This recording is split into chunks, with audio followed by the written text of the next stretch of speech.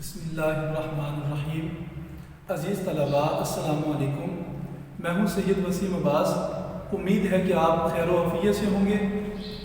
ہم جماعت نحو کی شامل نصاب اردو قواعد و انشاء کو پڑھ رہے تھے۔ ہم نے اس کے حصہ کہانی کو شروع کیا تھا، جس کے 2 لیکچر پہلے ہو چکے ہیں۔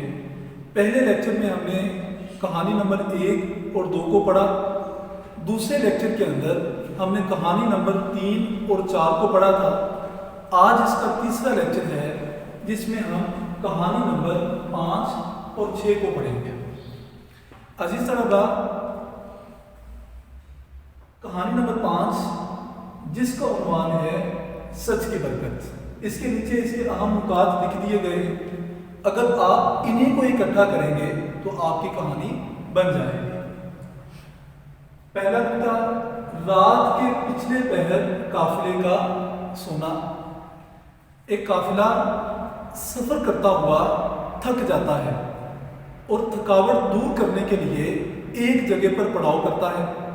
چونکہ رات کا پچھلا پہر ہوتا ہے، سو جاتا ہے۔ جب سارے لوگ سو جاتے ہیں تو ایک ڈاکوؤں کا گروہ آتا ہے اور ان کی تلاشی لینا شروع کر دیتا ہے۔ ڈاکوؤں کا تلاشی لینا، جیسے ہی یہ تلاشی شروع کرتے ہیں تو پورے قافلے کے اندر خوف و ہراس پھیل جاتا ہے۔ کچھ لوگ اپنا سامان سنبھالنا شروع کرتے ہیں اور کچھ لوگ ایسے ہوتے ہیں کہ جن سے سامان چھینا جاتا ہے تو وہ چیخ و پکار شروع کر دیتے ہیں۔ عزیز طلباء، انہی میں سے ایک نوعمر بچہ ہوتا ہے۔ نوعمر لڑکے کا 40 اشرفیوں کا اظہار، یعنی چھوٹی عمر کا بچہ ہوتا ہے۔ جب ڈاکو لوٹ مار کر رہے ہوتے ہیں، اسی دوران ایک ڈاکو ایک کم عمر بچے کے پاس جاتا ہے۔ نوعمر لڑکے کا 40 اشرفیوں کا اظہار، جب ڈاکو ایک کم عمر بچے کے پاس جاتا ہے اور اس سے جا کر پوچھتا ہے کہ تمہارے پاس کیا ہے، تو وہ بچہ بتاتا ہے کہ میرے پاس 40 اشرفیاں ہیں۔ نوعمر لڑکے کا 40 اشرفیوں کا اظہار، وہ ڈاکو سمجھتا ہے کہ یہ بچہ مذاق کر رہا ہے۔ دوسرا ڈاکو آتا ہے، وہ بھی پوچھتا ہے کہ تمہارے پاس کیا ہے۔ بچہ پھر جواب دیتا ہے کہ میرے پاس 40 اشرفیاں ہیں۔ دوسرا ڈاکو بھی اس بات کو مذاق میں لیتے ہوئے چلا جاتا ہے۔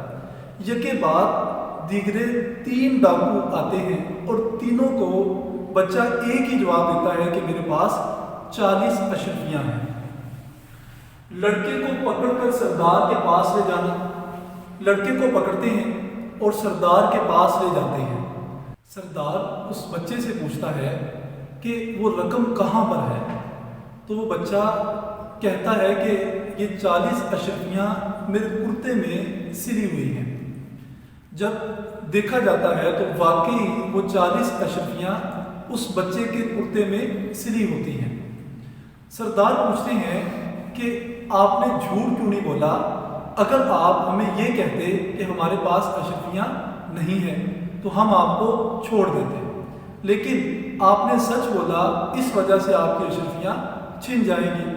تو بچہ کہتا ہے کہ جب میں گھر سے چلا تھا تو میری ماں نے مجھے نصیحت کی تھی، مجھے حکم کیا تھا کہ بیٹا جھوٹ نہیں بولنا۔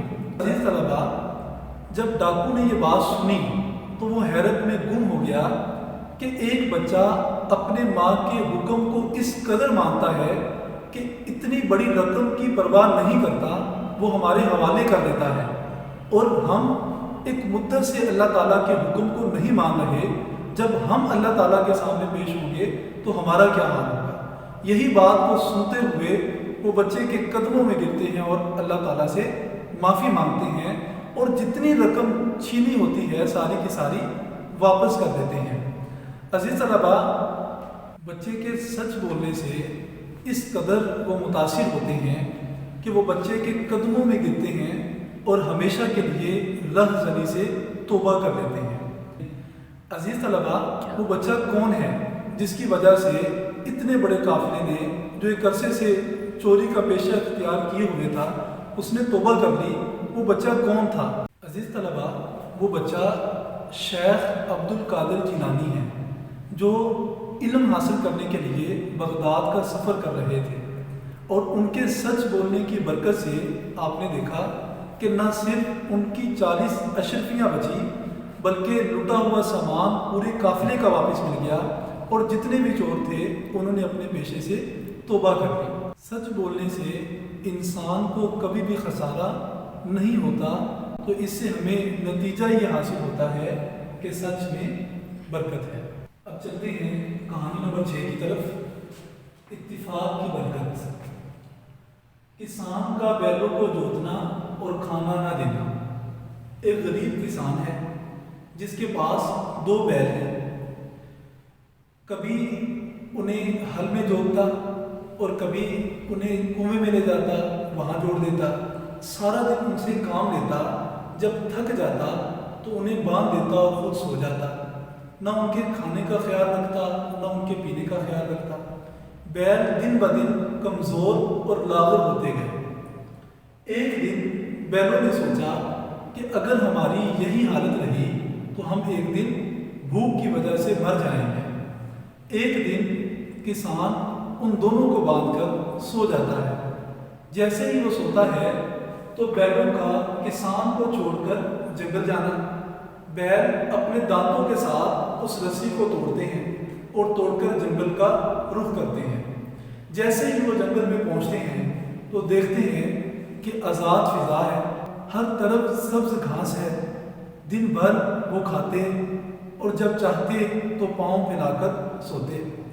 جیسے ہی وہ کھاتے رہے تو دن بدن وہ موٹے تازے ہوتے رہے۔ ایک دن ایسا آیا کہ وہ دونوں سانڈ بن گئے۔ یوں ہی سمجھیں کہ ان کا ہر دن عید کا دن ہوتا اور ہر رات شب برات ہوتی۔ موٹے تازے بیلوں کو دیکھ کر شیر کا حملہ کرنا۔ ایک دن ایک بھوکا شیر اس رستے سے گزرتا ہے اور دونوں بیلوں کو دیکھتا ہے کہ وہ موٹے تازے ہیں۔ شیر کے منہ میں پانی آتا ہے اور دھاڑنے لگتا ہے۔ دوسری طرف دونوں بیل اپنے سینگوں کو لہراتے ہیں اور مقابلے کے لیے تیار ہو جاتے ہیں۔ شیر اچھل کر بیلوں پر حملہ کرتا ہے۔ بیل اپنے سینگوں کے ساتھ شیر کا مقابلہ کرتے ہیں اور اپنا دفاع کرتے ہیں۔ بیلوں کا اتفاق سے شیر کا مقابلہ کرنا۔ جیسے ہی دونوں بیل اتفاق کے ساتھ شیر کا مقابلہ کرتے ہیں تو دونوں جیت جاتے ہیں اور شیر زخموں سے چور ہو کر کسی طرف کھسک جاتا ہے۔ جیت پر اللہ تعالیٰ کا شکر ادا کرنا۔ بیل گھاس کھاتے ہیں اور سو جاتے ہیں۔ جیسے ہی دوسرے دن اٹھتے ہیں تو اللہ تعالیٰ کا شکر ادا کرتے ہیں کہ اللہ تعالیٰ نے انہیں سینگوں جیسی عظیم نعمت سے نوازا ہے کہ جن سینگوں نے شیر کو اس کی شیری سے ہرا دیا اور وہ کسی طرف کھسک گیا۔ اور وہ اس بات پر بھی اللہ تعالیٰ کا شکر ادا کرتے ہیں کہ اللہ تعالیٰ نے انہیں اتفاق کے ساتھ رہنے کی توفیق دی۔ اگر وہ اتفاق کے ساتھ نہ رہتے تو شیر ان کی ایک ایک بوٹی نوچ لیتا اور انہیں ختم کر دیتا۔ تو عزیز طلباء، دیکھیے اس سے معلوم ہوتا ہے کہ اتفاق میں برکت ہے۔ عزیز طلباء، یہ تھا کہانیوں کا تیسرا لیکچر۔ امید ہے کہ آپ نے اسے سمجھ لیا ہوگا۔ اگلے لیکچر میں اگلی 2 کہانیوں کے ساتھ دوبارہ ملاقات ہوگی۔ اللہ حافظ۔